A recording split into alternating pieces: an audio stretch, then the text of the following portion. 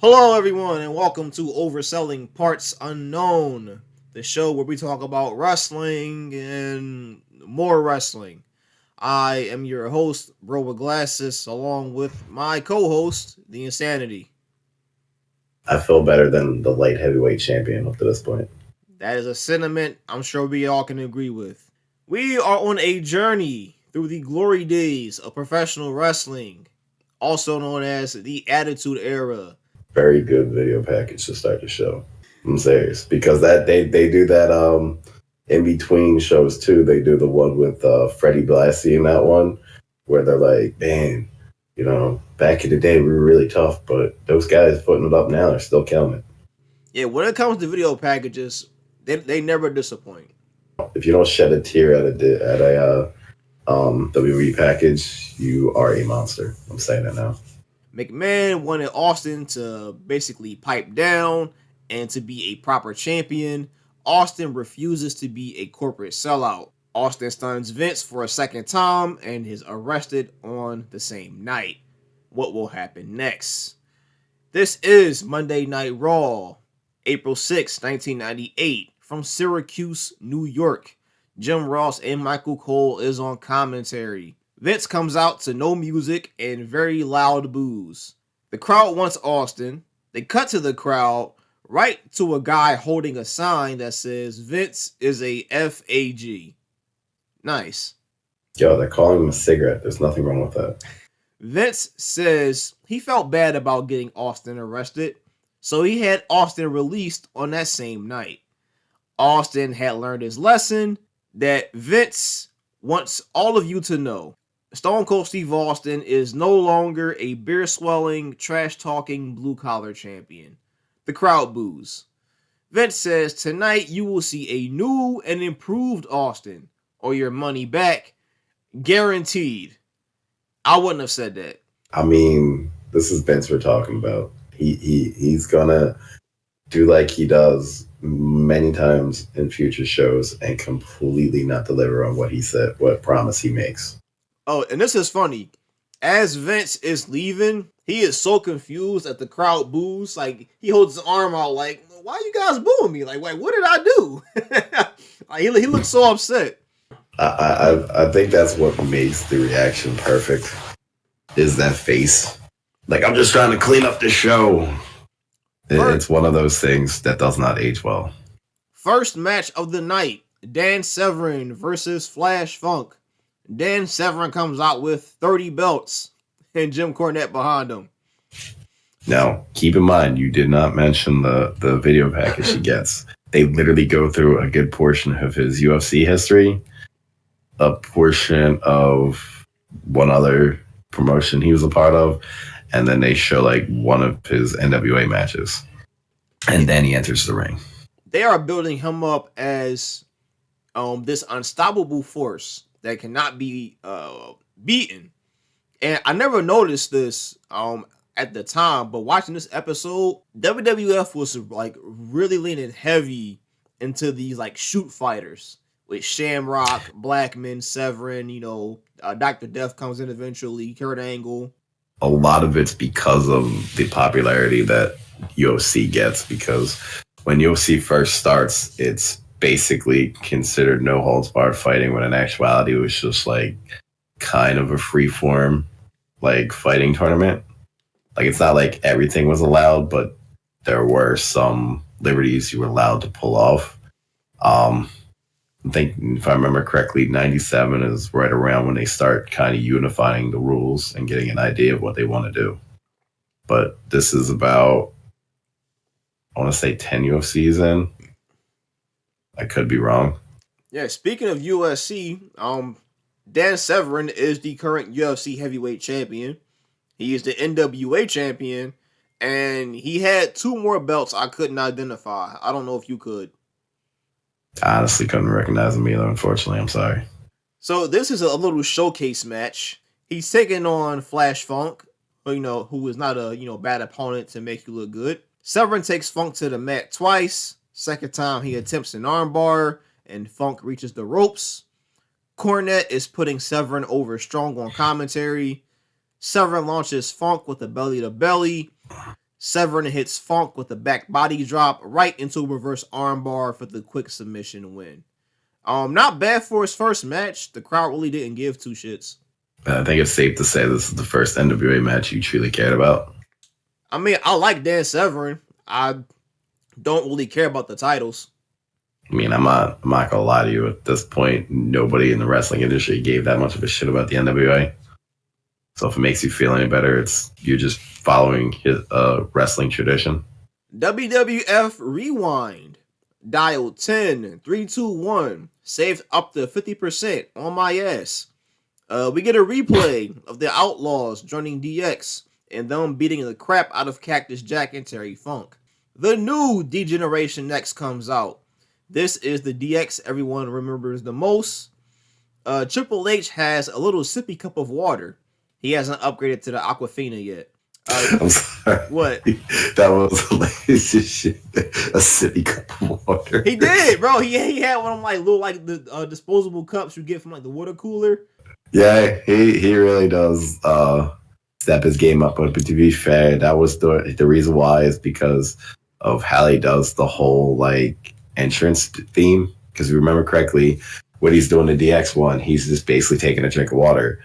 It isn't until he becomes the corporate champion that he decides he's going to be like, all right, I'm going to take like 8, come out with a bottle, take like 8 sips, spit it on the fans, spit it on myself, maybe pour it on somebody else, and pour it on the rest of my head, and then call it a day.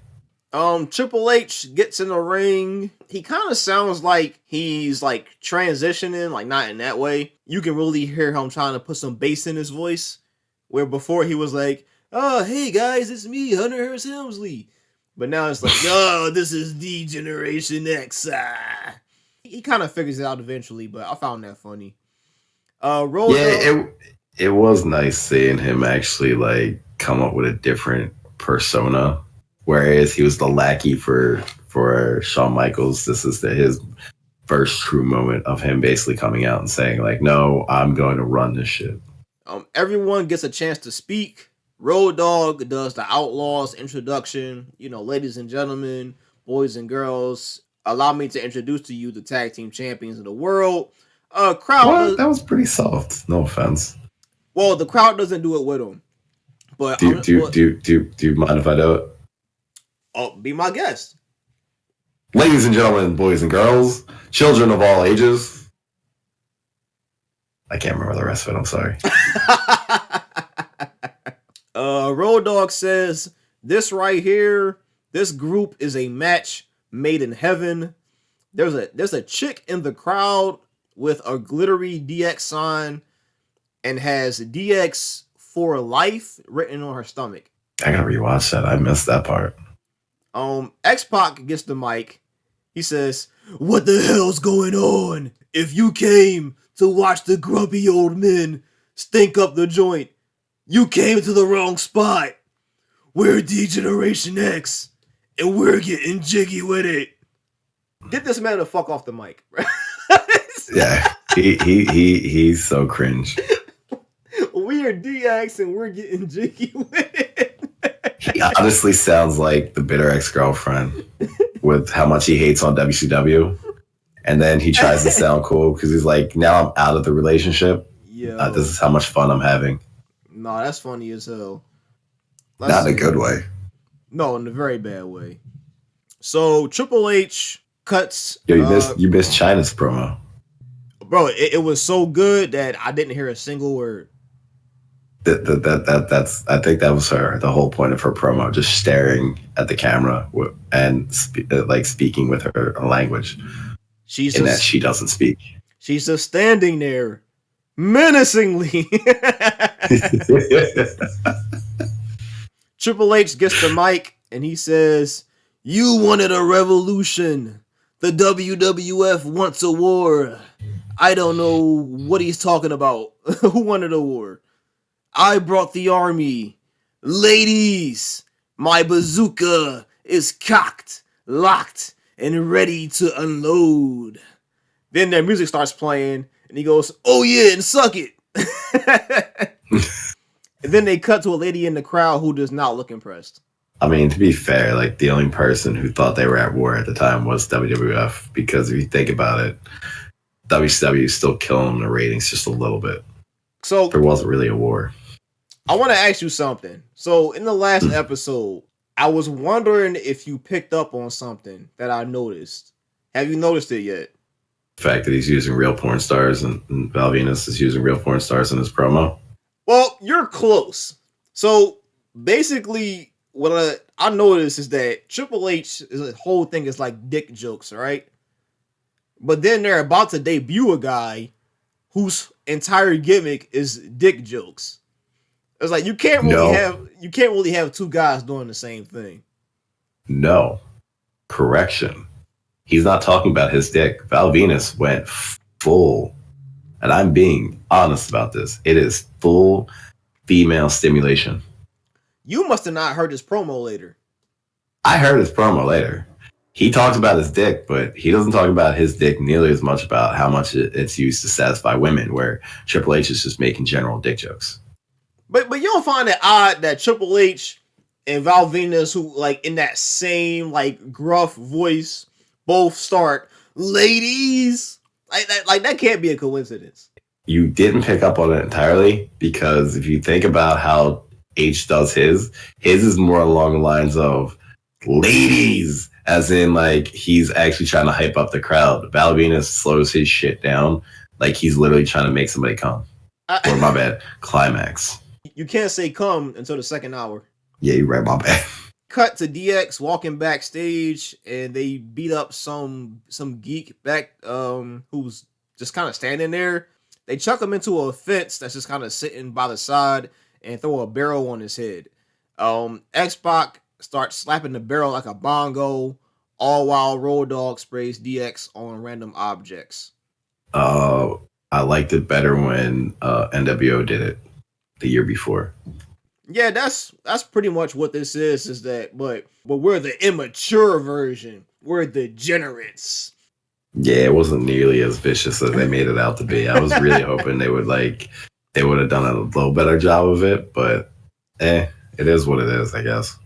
Next match. Yes, next match on the card. Steve Blackman versus Too Sexy Brian Christopher. Steve Blackman. This is Brian Christopher's second gimmick. What was the first? If I remember correctly, it's Too Hot, Too Sexy, and then Too Cool. So it's the same guy with just different names. Yeah, but he's in a tag team with Scott Taylor, who you would know as Scotty Too Hottie. Yes. But he's not on this show.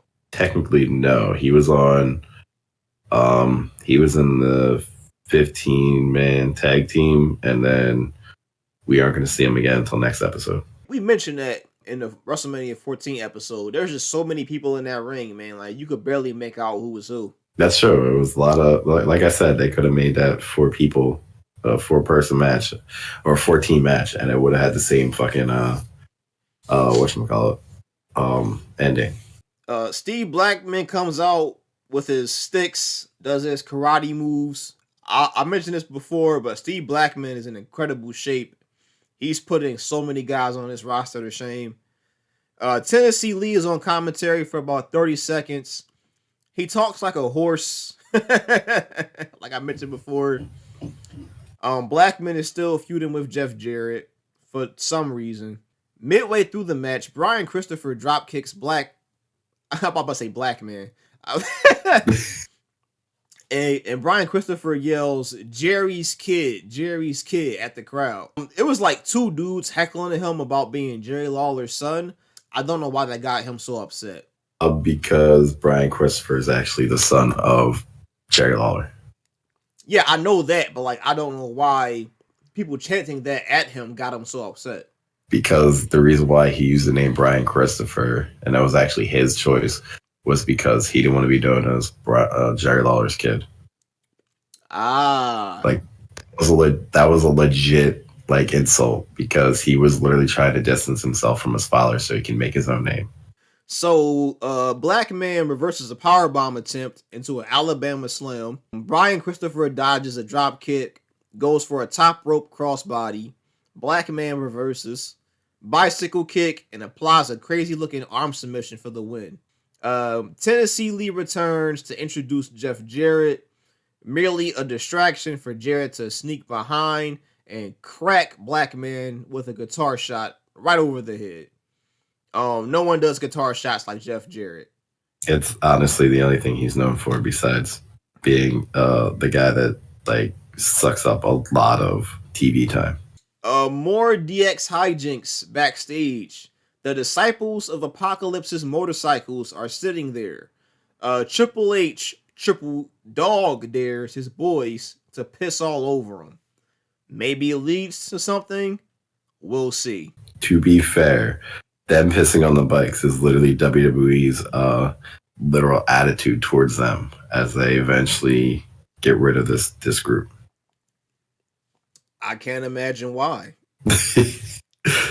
The Bop It Slam of the Week, which is the LOD hitting that one member of Los Boricuas with that crazy ass doomsday device. Cactus Jack comes out for a promo. Cactus says he's been through a lot of pain and he won't let the Outlaws keep him down.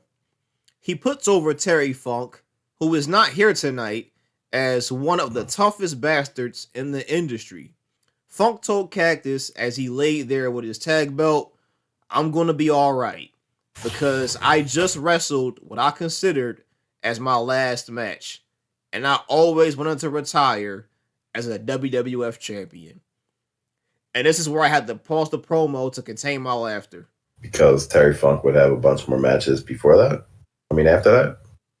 Bro, not even that. Terry Funk comes back next week. Like, I don't know if he told Foley this in secret, and he wasn't supposed to say anything, but yeah, like Foley is not Foley. Terry Funk is notorious for retiring. And it's even funnier, like knowing these guys fight each other like 7 years later at One Night Stand 06.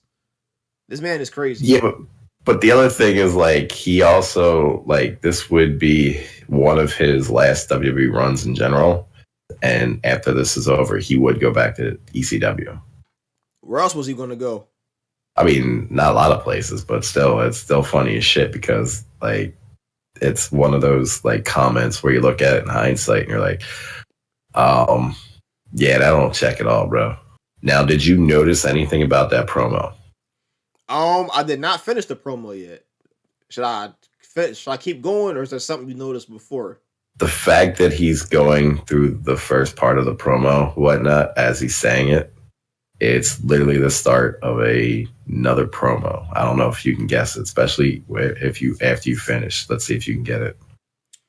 So Foley says when he came to the WWF as Mankind, people said, "Why don't you be Cactus Jack?"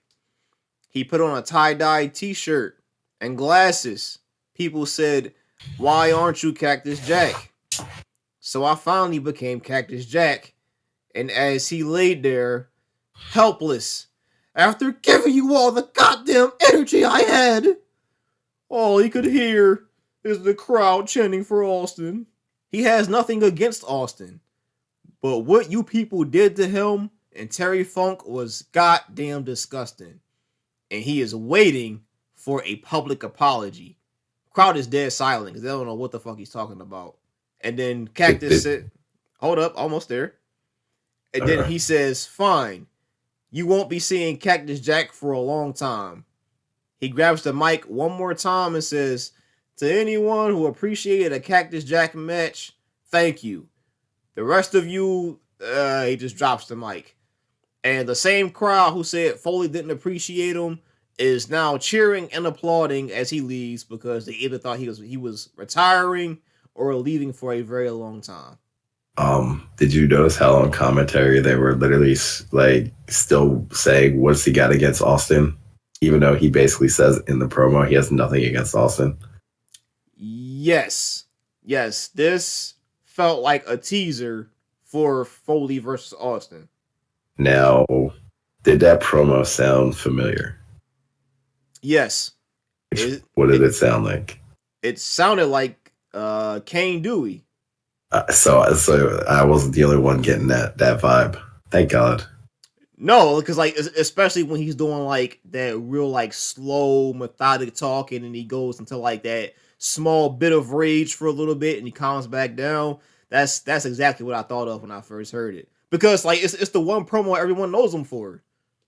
Yeah, well, it's the one that definitely put him on the map, but I think it's one of the ones where he only brought out just because of the fact that like the average wrestling fan knows about it, but by 97, 98, when he comes back out, it's basically like for the casual fan, essentially. So question. Like that. I'm sorry, what were you about to say? No, you go. No, I was gonna ask you, how do you feel about this like work shoot promo where Foley is cutting like the "you people" promo? How he's like blaming them for like, putting his body on the line and not caring afterwards. I mean, it's nothing too crazy if you go by promos you hear now, because I think a lot of people use that as the basis for like shitting on the fans. Which if you're trying to turn heel, that's the best way to do it. In terms of that time frame, that's literally the second time you would hear anybody make a promo where they literally just say, yeah, so you fans like suck because you didn't even cheer for me, and you want me to literally say like, yeah, I saw a passion for the business, even though you basically like chanted for another person in this relationship. So yeah. I loved it. It's definitely become a crutch, a really easy way to justify a heel turn, but here, it still feels fresh, and it does, line up with what Foley is saying, because Dude Love sucks. Mankind was getting stale. Like, bring back Cactus Jack, and you remember he had that moment at MSG where he came back against Hunter Hearst Helmsley, and he had the power driver on the stage. Time has passed, and now it's like, well, fuck Cactus Jack. We won Austin. So, yeah, like, the people did turn on him. I mean, they turned on him back when they did the Kane Dewey chants, and they're turning on him now. It's probably one of the few times you can literally just cannibalize your own shit and just repeat it. Good stuff. Quick recap on the Nation turning on Farouk. We get a video of the Nation attacking Farouk in the parking lot. And let me just say, like, the amount of ass whoopings being handed out on a weekly basis is hilarious. Like, dudes just keep getting jumped. Like, they just keep getting their asses whooped all the time. I mean, they were starting that in the beginning of the what I call the stable era, when they first introduced like Los Boricuas and Disciples of Apocalypse. The idea was you'd get somebody alone and they'd whoop their ass, and then basically like move on, and that would be the how they'd set up the feud. So they beat up Farouk, tear his shirt off, throw him against a garage door. The Rock steps over Farouk and says, just remember that The Rock is the leader of the Nation. Don't forget it. And here's a little something for you. Stomps on him. I will admit that the amount of shit talking he did in that whole video was hilarious. The Rock is the guy, he never stops talking shit. He just keeps going and going, like in the promo, before the match, during the match, after the match. He just keeps talking shit. It's amazing. Then we get the next match. Yes. The match I think we were all waiting for. WWF IC title match. The Rock versus Owen Hart, which on paper sounds like a pretty good match. Did you hear the nickname they give Owen Hart during his entrance? The Black Heart, correct? Yes. Hilarious. Let's see a Black Heart versus a black man, or a half black man. So Rock and Owen exchange holds. Owen does his usual spot, roll out of a wrist lock, flip over his head, reverse the hold. He does it in damn near every match. Yeah. Loud Rocky sucks chants. I love like the Rock, like always going bug-eyed when they start chanting that at him. Kama Mustafa interferes and the Nation get ejected. People's Elbow, still no pop. The crowd is behind Owen. Owen mounts a comeback, 10 punches in the corner, and a spinning heel kick for the 2. Owen applies the sharpshooter. China runs in, smacks the shit out of Owen in the back with a baseball bat for the DQ victory. Now, the best part of that whole like segment where China just smacks him in the back with a baseball bat, she literally just no sells it the rest of the way. She just walks out of the ring to like no applause whatsoever. She's just like, I'm out. We're good. I got what I wanted. Behind Sable, China's like the fucking most over woman on the show. It's true, but it's still funny as shit because you think about it, she doesn't even jump in with any of the ex's antics throughout the show. That was basically her one. I'm fucking the show up right here with this baseball bat, and then I'm leaving. It was the only time I really took her seriously as a wrestler. She knows what she did wrong. Yeah, she started cutting promos. Pretty much. Now it's time to put the kids to bed because we're in the war zone, baby. And yeah, it's still the same shit you get from the first hour, not much different. McMahon walks out with two policemen. They're wearing riot gear, and everybody's still booing him. Great. So great. Oh, no. That was got the best part of that. Vince is getting booed for everything. Like there is like nothing he can do to make the crowd like him. Pretty much. He introduces the crowd to the new and improved Stone Cold Steve Austin. Glass shatters. Stone Cold walks out looking exactly the same, except he's wearing a suit and a baseball cap, looking like an NBA draft pick. Not just any hat, an Austin 316 hat. It was a nice hat. It was a beautiful hat. Austin gets in the ring. He goes to hop on the turnbuckle, and Vince is like, So instead, Austin does like the nation fist in each corner. Like, nation, black power, right on. Fight the man. Vince says Austin is looking good in your suit, but where are? Now, did you see his creepy look as he says that? No, but it's Vince McMahon. He has a bunch of creepy looks. No, this one's specific. So look at when the thing you're about to mention, when he's asking him about all the like his shoes and whatnot. Vince literally has this look that looks like something that like somebody would literally give when they're about to like go on trial to try to convince somebody they didn't commit the crime, but they actually did. Oh shit. No, yeah, it's fucking hilarious. And this is how they end the show, by the way. When they go back to this spot, they will literally show this shot at the end of the show. So keep that in mind. So Vince tells Austin he's looking good in his suit, but where are the Gucci shoes? He said, well, Vince, they were a little tight, so I had to put my wrestling boots on. Vince says, that's okay. You know, it's a work in progress, but you are a corporate man, so the hat has to go. I love the fact that he just takes it off his head and shucks it into the ground. Yeah, just whips it off without another word, just throws it. 4 people fucking like dogpile each other for this hat. But some lady ends up grabbing it. And the guy that actually had the hat in his hand lets her have it. So that was nice. So Vince asks Austin, oh yeah, and then Austin says, that was a damn good hat. Vince asks Austin, so what finally made you come to your senses? And Austin says, well, I was sitting in jail and I was thinking about it. How can I beat Vince McMahon? I'm just little old Steve Austin from Texas, and you're the incredible Vince McMahon. I can't win, so I might as well give in. Now, let's take a picture to remember this fine moment. And bro, that fucking pose they do with Steve Austin cheesing in that young ass suit, bro. Yeah. It's just so goddamn funny, bro.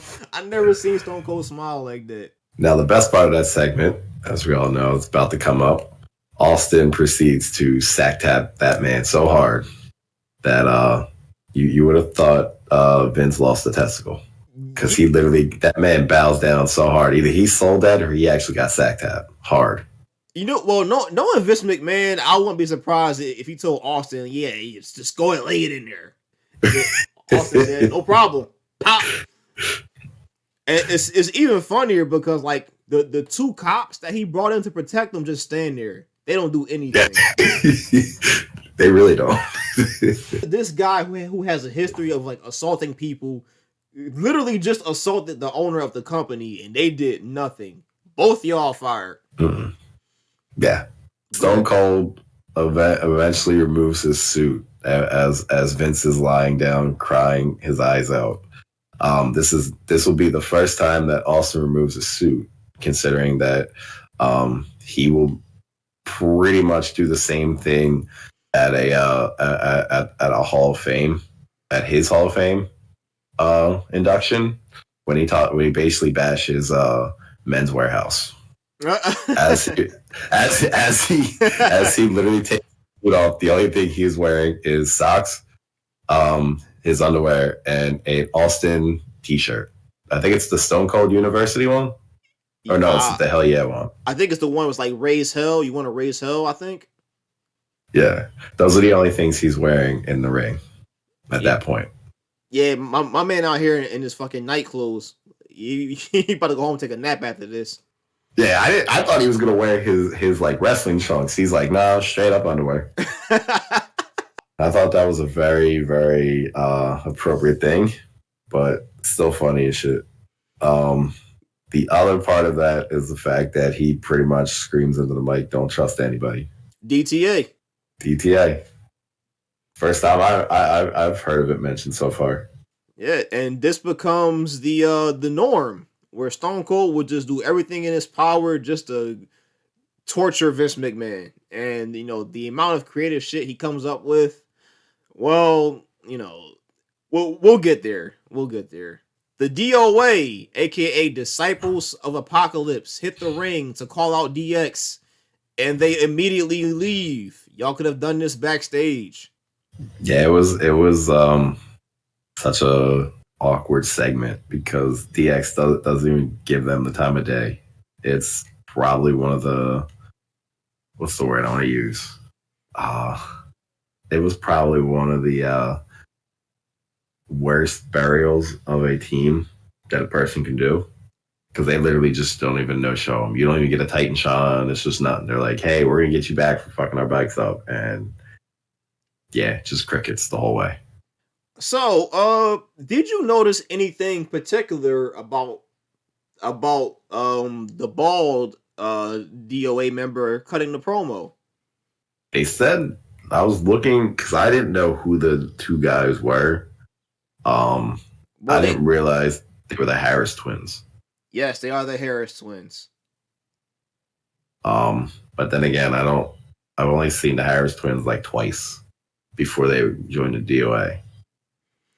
Well, the Harris twins are two guys who spent some time in the business. After they do eventually link up with Jeff Jarrett over in WCW, but in case you didn't know, the Harris twins are actually white supremacists. You can't see it on my side, but I literally just went stone cold and stone faced and surprised. Wait, what?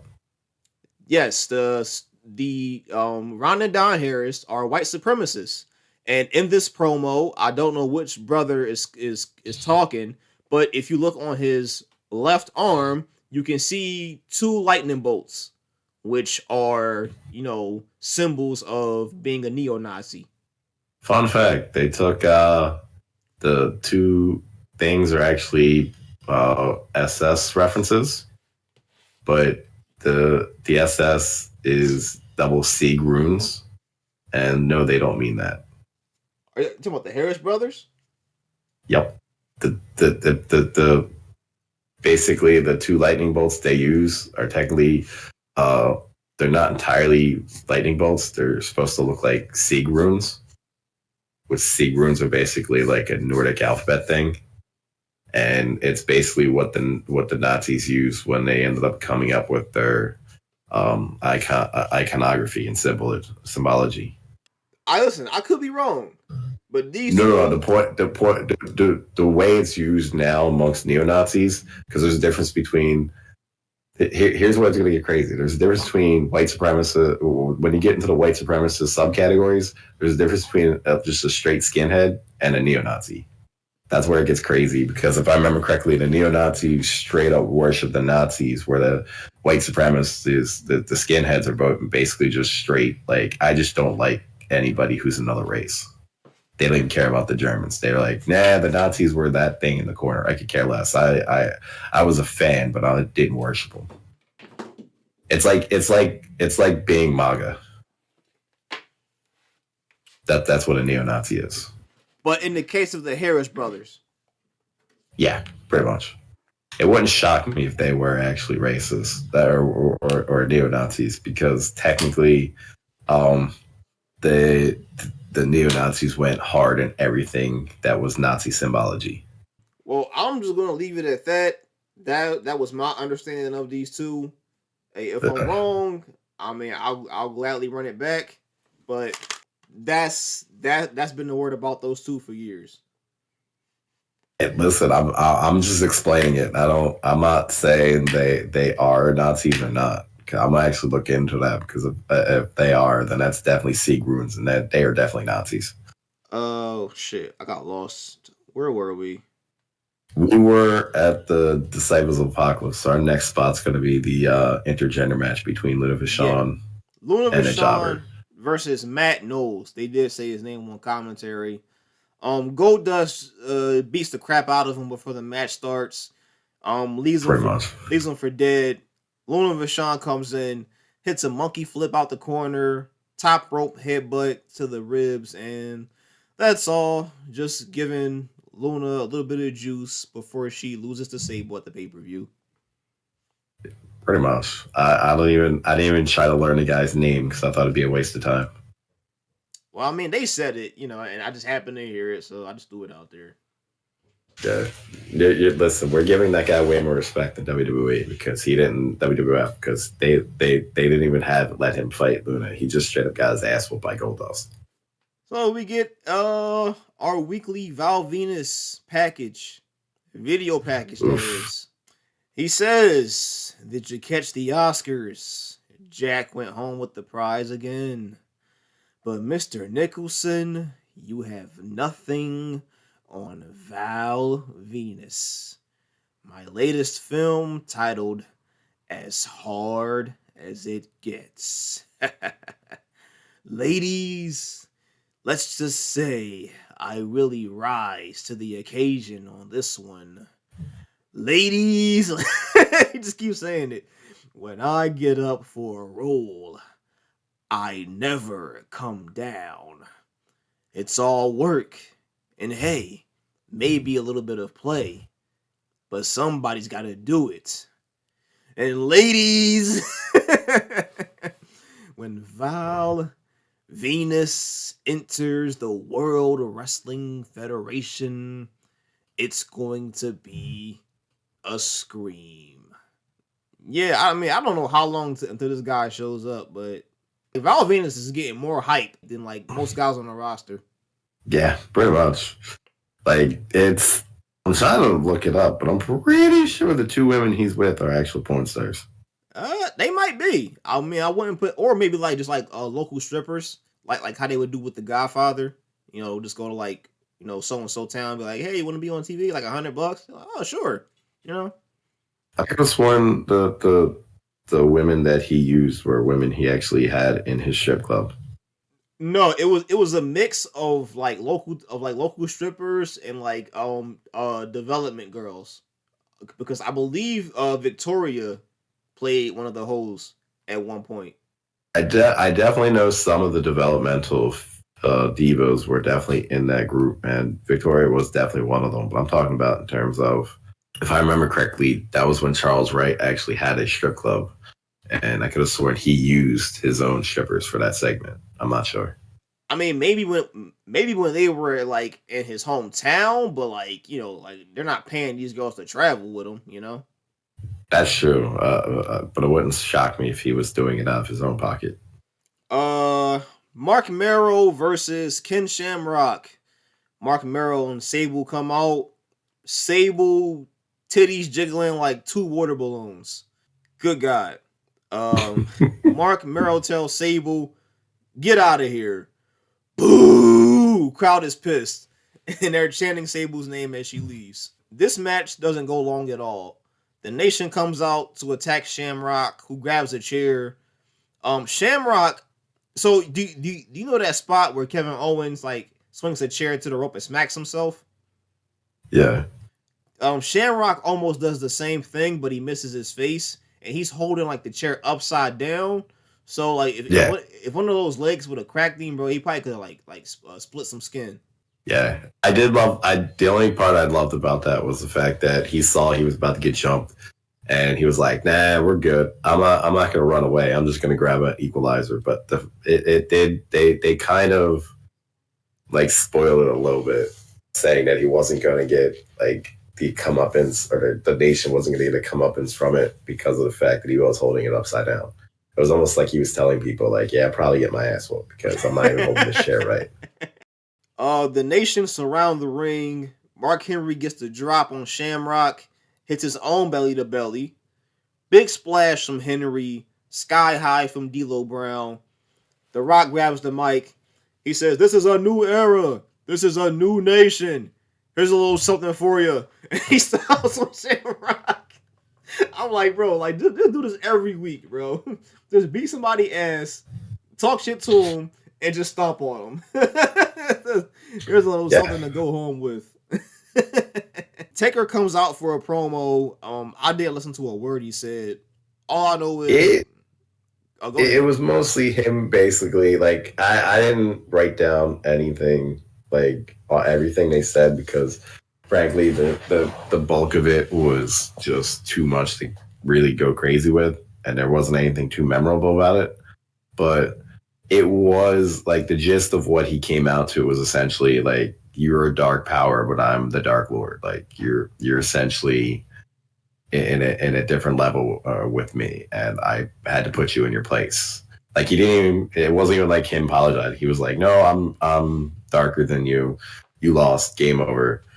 This feud is over." But then on the Titan Sean, you get Paul Bearer and Kane essentially at their parents' grave, and Undertaker's he's essentially telling them what he thinks of the challenge, and Paul Bearer and Kane basically give him a reason to accept the challenge by essentially breaking their parents' tombstones with a sledgehammer. And he sets them on fire. Yep, he does the Triple H before Triple H. When did Triple H smash a tombstone? I don't remember that. No, nobody used a sledgehammer.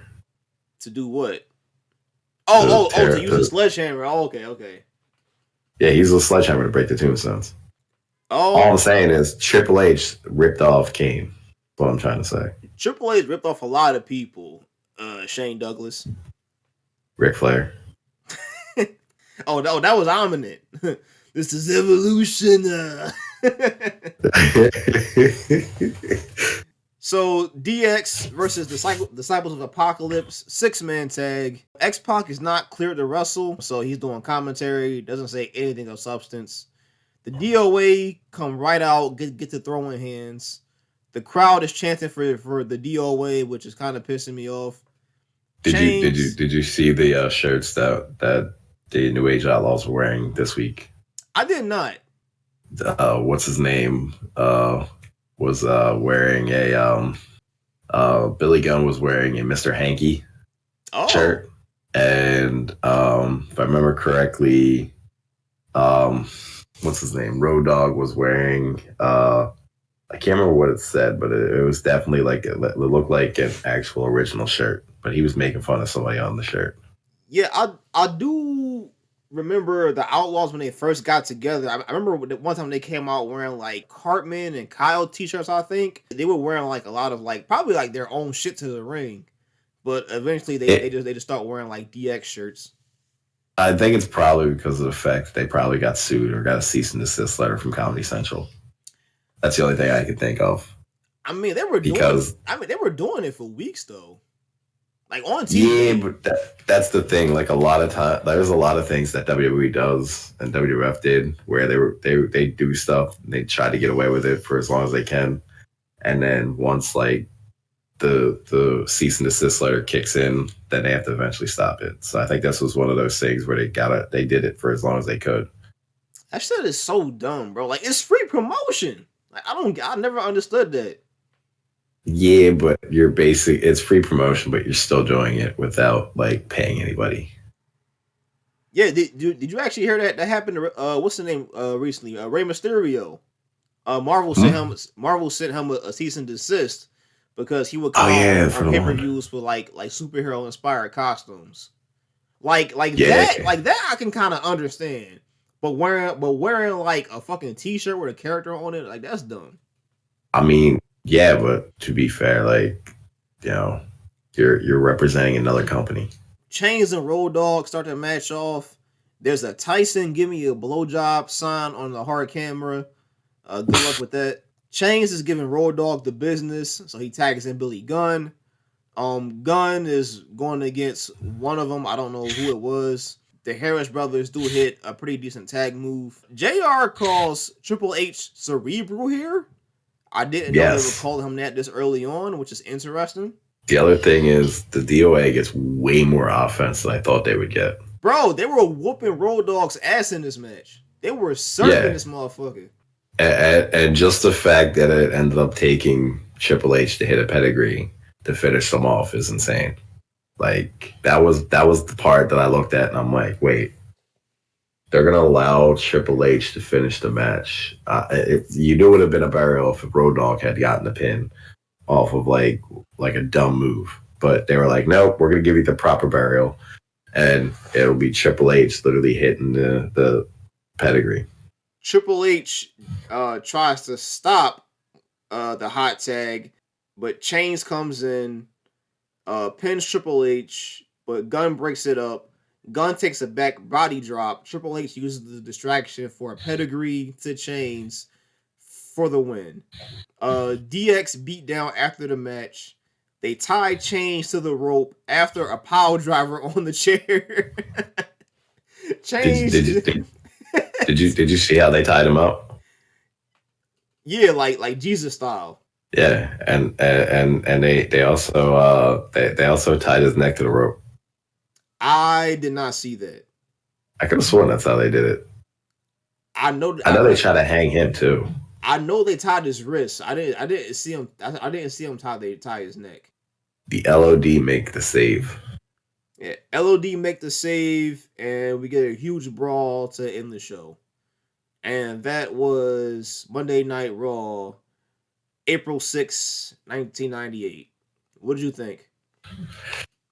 This week I actually liked it in some spots because we didn't have to deal with as many like jobber matches. I mean, you definitely couldn't have Owen Hart or Rock taking an L in that match. So the fact that they decided to literally have that match thrown out with disqualification, I thought was smart. Um, the Kane Dewey promo, definitely fun. Uh, Rock, that beat down of Farouk made look like it was literally from a scene in They Live. Beautiful. The fact that DOA got to get treated like an actual like group, like they actually got treated like people. But other than that, everything else was pretty much just like forgettable. Yeah, I thought it was a solid show. I'd probably give it like a B minus if I had to give it like a letter grade. Yeah, Um, I would agree with that assessment. I did like the Dan Severn squash match. It puts him over nicely. Again, Flash Funk was a very good first opponent. I do like how they intertwine like every character on the show because Yeah. because you got Owen who's feuding with Triple H, but he's in a match with The Rock. The Rock is feuding with Shamrock, who's teaming with Steve Blackman and Farouk to take on the Nation. But then you got DX who's also feuding with like two other teams. So like if it feels like everybody plays a part in this show, and I like that. Like it makes everybody in what they do feel important. Not only that, but there's some level of continuity right now. Well, that again, a lot of people give Vince Russo credit for that. It's like everybody has to have some kind of storyline. Like everybody has to be doing something. Like even though I hate it, like the whole NWA thing, like they're trying to do something with it. That they're using it to get Dan Severn over. Does it work in the long run? We'll see. But outside of that, like they are, doing something with it. This is true. But overall, I did think it was a quality show. It was definitely better than like the first match post WrestleMania or the first show post WrestleMania. And I did like it a little bit better than the last show, but fucking, I think that's probably because you didn't get to see fucking Jeff Jarrett. No, Jeff Jarrett was on the show. I blocked him out. I keep blocking him out because how much I hate him. Well, trust me, he's not going anywhere for a really long time. But that was our show for today, folks. Thank you for listening. Thank you for watching. Feel free to subscribe, comment, do whatever you want, man. We can't hold you hostage. He might. I plead the fifth. I am your host, Bro with Glasses, and this is my man right here. The definition of insanity is not what you think it is. Seriously, like, stop that shit. All of you, have a good night.